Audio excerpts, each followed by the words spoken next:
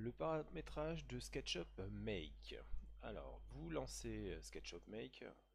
SketchUp Make n'est pas encore installé au collège, mais par contre c'est celui que vous avez sûrement installé sur vos Ordival. Donc quand vous lancez SketchUp Make, une page s'ouvre. Vous cliquez sur Commencer à utiliser SketchUp.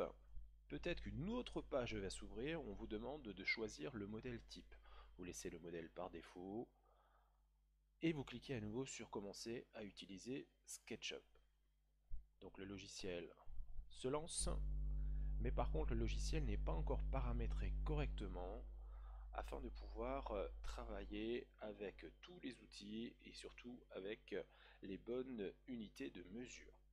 Donc les unités de mesure que nous allons utiliser sont le mètre. Donc la première chose à configurer sur le logiciel, c'est de sélectionner dans Fenêtre, vous cliquez sur Info sur le modèle et on va devoir aller sélectionner les différentes unités de mesure qui nous intéressent.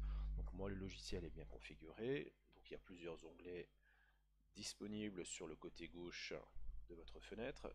On va choisir le dernier, l'onglet Unité. Ce qui est très important, c'est cette première partie sur les unités de longueur, puisque les unités angulaires, il n'y a rien à modifier, on reste sur la précision à un chiffre derrière la virgule, mais par contre ici, les unités de mesure c'est indispensable. On doit impérativement être en mètres, et la précision, on va rester à deux chiffres derrière la virgule. Deux chiffres derrière la virgule, ça veut dire que la précision sera le centimètre. Une fois que vous avez bien vérifié que ces paramètres sont les bons, vous pouvez fermer la fenêtre.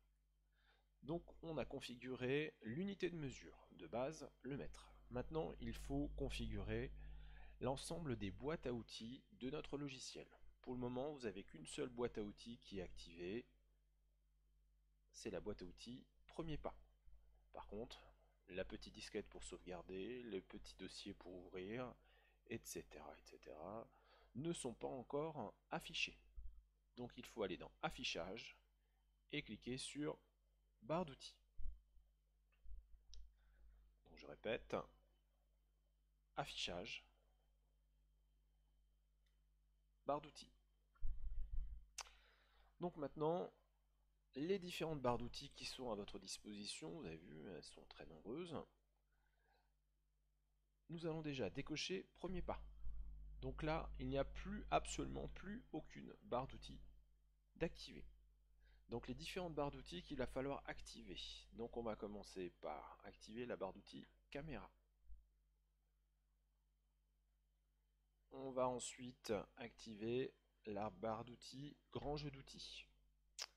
Oui, il faut décocher caméra puisque la barre d'outils caméra qui est ici, elle fait déjà partie de la barre d'outils grand jeu d'outils, donc c'est inutile.